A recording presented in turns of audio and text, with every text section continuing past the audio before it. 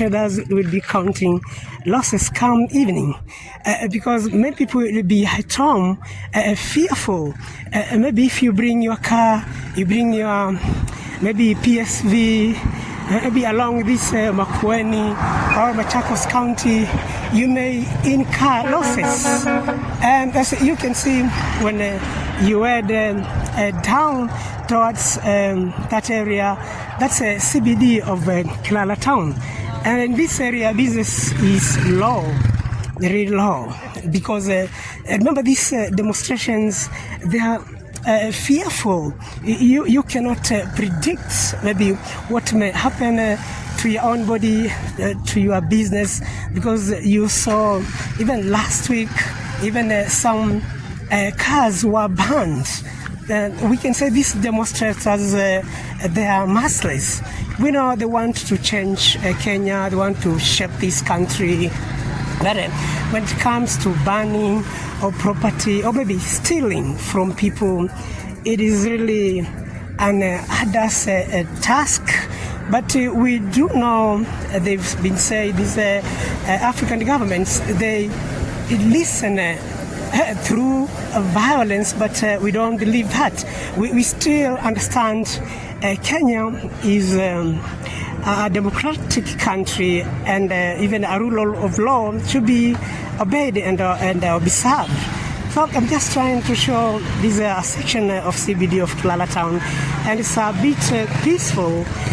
Shops have opened, people are conducting their businesses, but come evening, they'll be counting losses because if the main road, this one is connecting Machakos County to Nairobi, Makueni County, most people won't travel because PSV vehicles are fewer and personal vehicles, and there are fewer with this kind of fear within business, so people won't come and purchase. That's why we say many will be counting losses.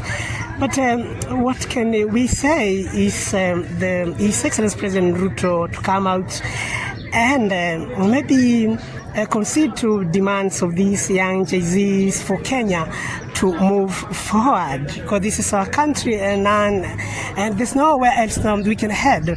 So this another day which was set by GENZs for demonstrations in Kenya, and you can see business in this Itangini junction is low because most of the PSP vehicles are just heading to Machakos empty, because when you follow this road, it will take you to Machakos and Nairobi. And when you go this way, you'll head up to Water Town, which is headquarters of Makueni County. And when you follow this way, it will take you to Kamwani Town, Mbumbuni, Masi, and Machakos and town. And these GENZs, they've been demonstrating even in Kenya on Tuesday. Also, there was a lot of property which was destroyed. And you can see business is slow. In this Tangini Junction here, there is most of the women do sell the sweet oranges, as you can see, sweet oranges. And also during December, January, sweet mangoes, pixies, and citrus fruits. But since they sell to people going to Nairobi city, the business is low, and many by evening they'll be counting losses. But what is a real solution of these Kenyan problems? I can say, and other parts of Africa, I think we need the law of Moses, where corruption is more of the problem than what is being forwarded. We know this protest was sparked by the financial bill, even in Kenyan budget 2024. And we do know those contentious issues weren't the real element. I can point out in Kenya, the problem is corruption.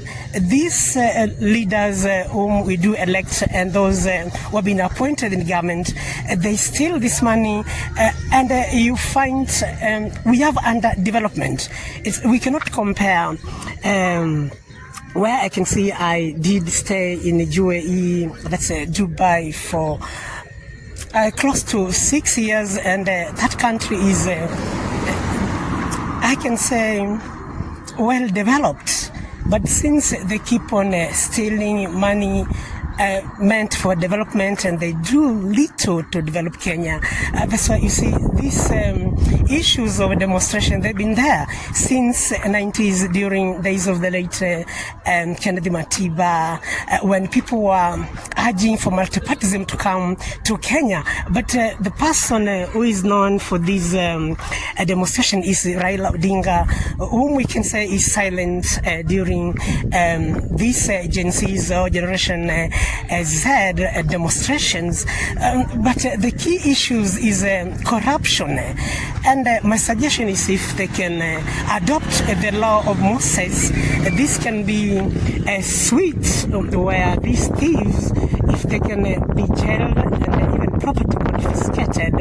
But you find when you try to arrest these thieves, and the tribe will be thanks.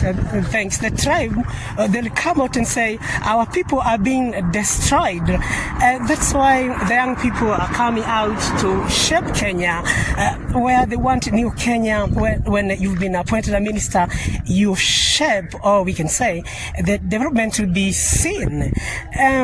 So you can see is one of the demonstrators is happy where they want changes, because those who came before, they've been fearful not to remove these thieves.